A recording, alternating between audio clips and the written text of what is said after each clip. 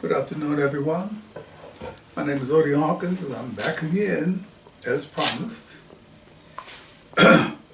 on this beautiful Tuesday afternoon. It's been raining so much, and finally the rain stopped, and I don't know what to say. So I'm not going to say anything. I'm just going to read, as I have been doing, the columns that I wrote for the African Times newspaper in 1996-99, and as I suggested early on and frequently, the parallel conditions of then and now are kind of like, ooh, history repeats itself. Deja vu.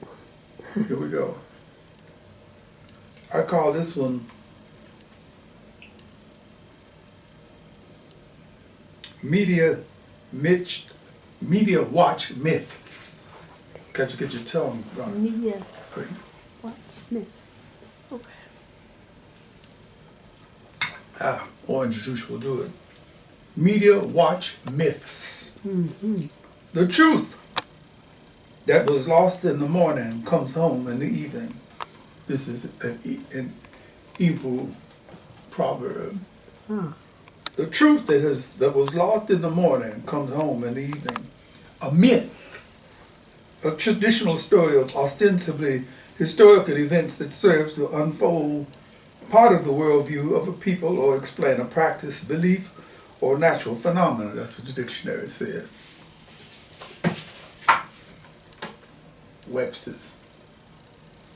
Most of us, at least vaguely aware of a number of popular myths, or as some storytellers call them, fairy tales.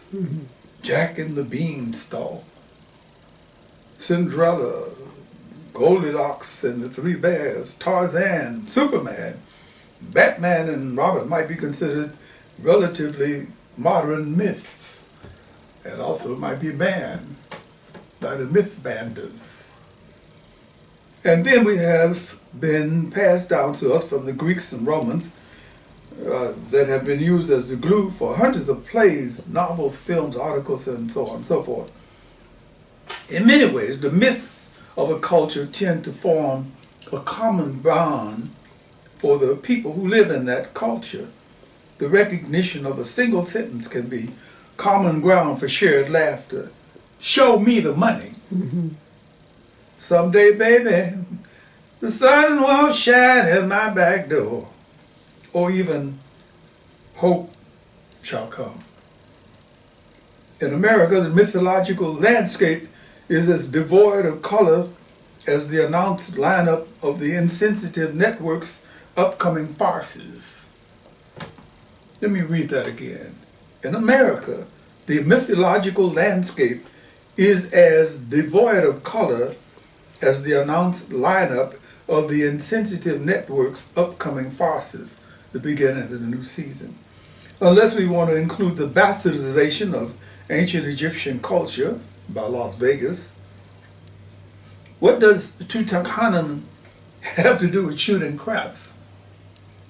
Or the wonders of Memphis and Luxor with three-stud poker?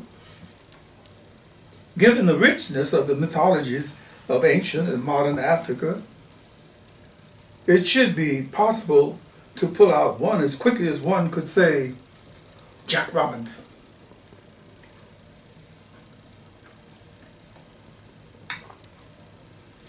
Of course, because there's so much material to swim through, it would be impossible to explore all of Africa's mythologies on a daily basis. But some balance should be sought to defend the population from the relentless onslaught of Eurocentric mythologies that we are routinely saturated with every day. Tarzan is, as we know, the most blatant example. I was cold on Tarzan. And Sham, the editor, the publisher was saying to me, Odie, no more Tarzan. And I said, yes, I'll stop when they stop. Tarzan is, as we know, the most blatant example, even though it wouldn't be possible to do each specific African mythology. Wouldn't it be great to explore the Egyptian mythology of Tyre. Yes, Billy Bob, it's in Africa. Africa. Egyptia is in Africa. Wouldn't it be great to explore the Egyptian mythologies that chronicles the soul's journey after death? Of course, the river Styx. Mm-hmm. One of the key myths, which may seem familiar from another context, was that of Osiris and Isis, with the dead and resurrected god Osiris. The virgin birth of his son, Horus, and a Madonna-like image, Isis holding Horus. Related ideas within the Egyptian mythological scheme partition the world into three realms: the underworld for departed souls, the middle world for living beings, and the upper world for gods and goddesses. A few latitudes down continent, the Sahara Belt, we are given the creation myth that states that heaven and earth were once very close. Humanity could reach divinity and vice versa by means of a rope connecting the two realms. But mankind abrogated its responsibility to divinity, and the rope was cut.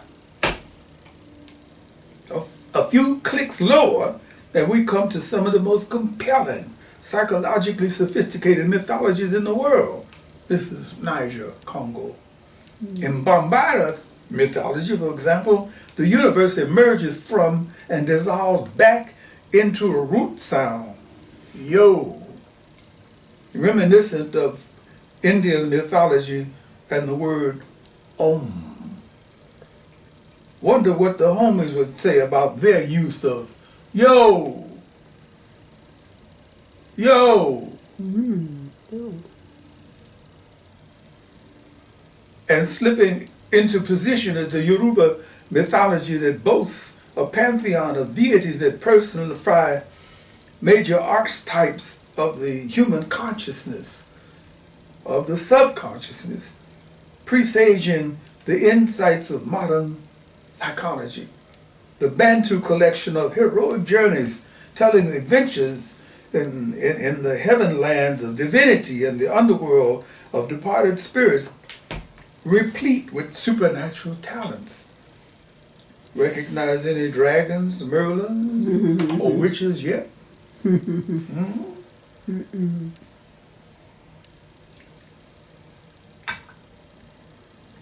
finally, the mythologies of the Khoi and Sand people, giving us animal masters,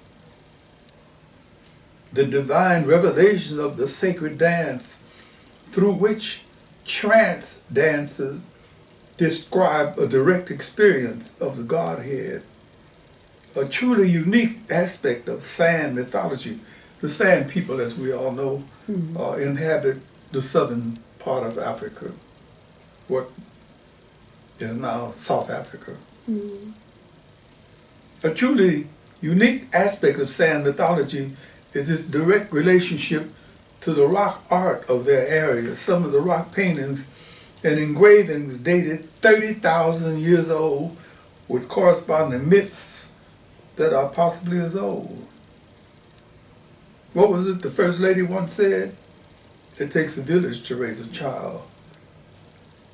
Wonder where she got that from. And now, a little news that's not mythological. Not mythological. The Los Angeles Times, Friday, July 16, 1999, editorials belatedly took notice of the 36-year-old Organization of African American Unity's new activism. The OAU is credited with brokering a peace agreement between Ethiopia and Eritrea. Conceived in 1963 to spearhead Africa's struggle against colonialism, what role has it taken against economic neo-colonialism? That's my question. The 53-member organization has not always been on the cutting edge of solving Africa's problems, but now, with their pursuit of peace in the Horn of Africa, there seems to be a new life in the old body. The admission of South Africa and the return of Nigeria to civilian rule has given decisive weight to the group's new vigor. The challenges for OAU are formidable. Democracy is not yet a familiar cookie in most of Africa, and the rise of nation states is spawning new nationalism in an effort to show that they are dealing from a clean deck.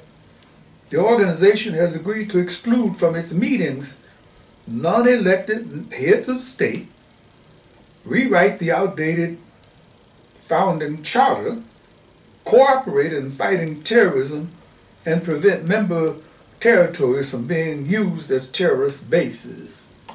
That's an admirable program there. Mm-hmm.